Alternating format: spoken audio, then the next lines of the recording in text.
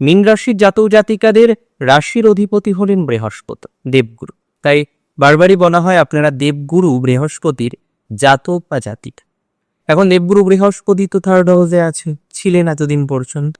মে মাসে তার পরিবর্তন, যদিও আমি বারবারই বলেছি মে পরিবর্তনের মাস, আর জুন হচ্ছে পরিবর্তনের প্রভাবের মাস। তো এই যে পরিবর্তনটা হলো, আমরা দেখতে পারলাম যে দেবগুরু বৃহস্পতি তিনি আপনার রাশি সাপেক্ষে অবস্থান করলেন তৃতীয়।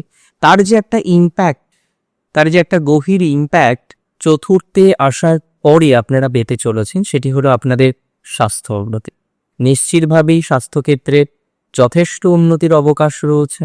যে সমস্ত জাতক জাতিকারা এখনো পর্যন্ত নানা রকমের টেনশনে থাকেন, স্বাস্থ্য নিয়ে চিন্তায় থাকেন, দুর্ভাবনায় থাকেন, বিশেষ করে শারীরিক স্বাস্থ্য নিয়ে যারা চিন্তায় আছেন, দুর্ভাবনায় আছেন, দুশ্চিন্তায় আছেন, তাদের কিন্তু যথেষ্ট পজিটিভিটি আসার সম্ভাবনা রয়েছে। আমি মনে করি তারা কিন্তু যথেষ্ট প্রোগ্রেস পাবেন, তারা কিন্তু যথেষ্ট পরিমাণে ডেভেলপমেন্টের জায়গা লক্ষ্য করতে পারবেন। এটি নিয়ে কিন্তু কোনো ডাউট নেই, কোনো রকম সন্দেহ লক্ষ্য করতে পারছি না।